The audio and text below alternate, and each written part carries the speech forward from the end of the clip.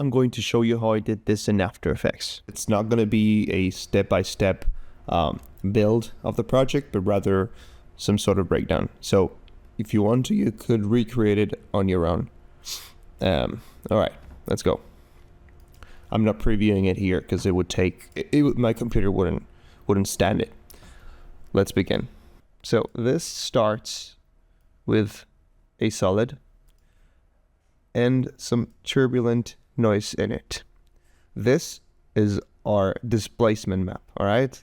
This is a grayscale that we use to drive, well, displacement. What do we use to actually move the thing?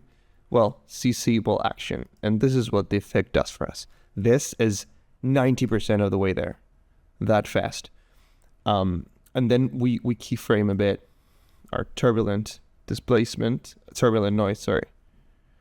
So we get this, which looks pretty interesting. So without the ball action looks like this.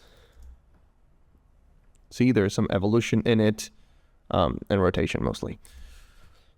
Now, if I want to put this thing again here, so to show you kind of how I did it. So CC ball action, first put grid spacing to 1 or 0, ball size, I'm actually going to keep this open, so I copied it, so let's put it to 60. Now, this is where it gets interesting. In this place, let's put 40, boom, there we go, it gets displaced. Now, rotation, now it's x-axis, this is the default one, I liked it, but you can just do your own. If we put like minus 80, does this, but if it's an x, does this thing, and then twist angle. So this is how we got there, right? It's pretty similar, and then you just animate it all. But I recommend playing around with this to get your own interesting effects. There's like so many to see. You can do your own tornado thing, whatever. Just play around. So ball action. Then I added CC lens just to stretch the edges a bit, to force the perspective, and CC force motion blur to add, well, motion blur. Now, after this, it is just compositing. The main effects, it's already done. So if we go back, now it gets more complex. All right, so how do we get here? So I'm going to put it full quality. My computer can withstand it. Okay, I don't think so. Let's keep it. All right. Okay, so let's break it down. So for the background, I just used, it's a solid with a gradient ramp. And then, I don't know if you can see it, but there are some particles using CC Snowfall. You can just, play around with your settings, but just to add a tad of action to it. I also, so this is in the background, and on top of everything, I also added this. So we have some snowflakes in front of the thing. Okay, that's for the background. And then this is our main effect, right? Just like we saw before. Now, with colors, I put an adjustment layer with thick stroke.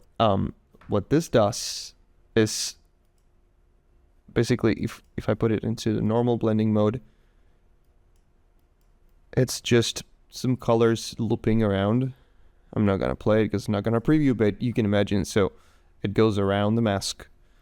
I use this one because I felt that it would be useful. You can use a gradient, you can use a solid color, you can use colorama, just whatever feels comfortable to you. And I used soft light to overlay it. And that's how I added color to this. Then the trick that I use the most is grabbing, okay, let's unclick all of this. So what is this? This is the same main effect that I had, so this, but I added some levels to just isolate the highlights, Luma key to isolate them even more, and just basically erase the background, and Gaussian blur. Why? because this is a matte that I'm going to use to apply more effects. This is a mask that I'm using, all right? And this is the other matte I did, which is kind of the opposite. I wanted to isolate the darkness. Again, just the same thing, the original effect with some levels on it. And I'm using this to drive and everything else. There's of course another adjustment layer. That's why this is so slow and ineffective. Deep glow, brightness and contrast, light rays, light burst, lens flare. So this adds a lot to the final effect, as you can see. This is doing some heavy lifting. Now, for example, this layer. See, I've used it to add more contrast so you could better see the highlights. How? Well, it's using this matte, which I'm going to turn up. See, this matte to appear so we can see through it. The whole idea of this is to add depth. Now, interesting parts, for instance, the thunder. There's a lot of action to this. Okay, so as you can see, the light rays, burst, lens flare peak here. They're basically off elsewhere. I'm gonna turn this off so we can better see what's going on. See, it's a lot shittier without this. This helps a lot. What's going on? So, thunder. I used advanced lightning to, I'm gonna isolate this to make the main thing. It's animated.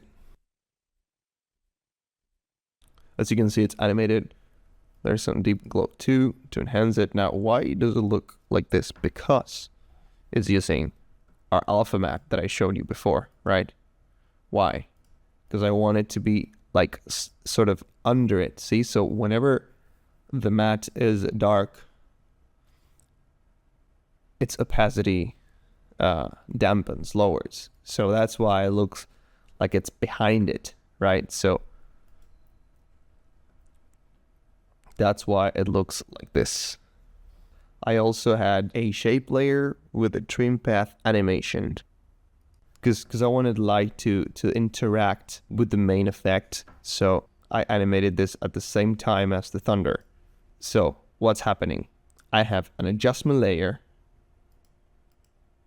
putting glow over the effect. And this layer is using this thing as a matte, which is at the same time using this layer as a matte. Okay?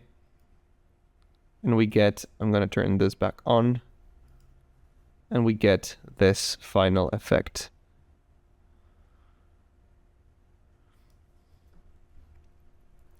And I just repeated this process 3 times in different directions. So we have the main thunder, all the optics effects on top of it. The main thunder, of course, being hidden by different mattes. The mattes are basically the main thing, just with luma keys and levels on it, so you can be over and behind it and so on. And then, as if this wasn't enough, I pre-comped everything. And I added some lumetri, some coloring to bring things up.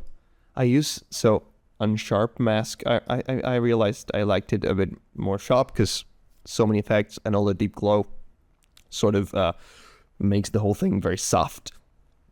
So this brings it back up. And then some manual camera shake.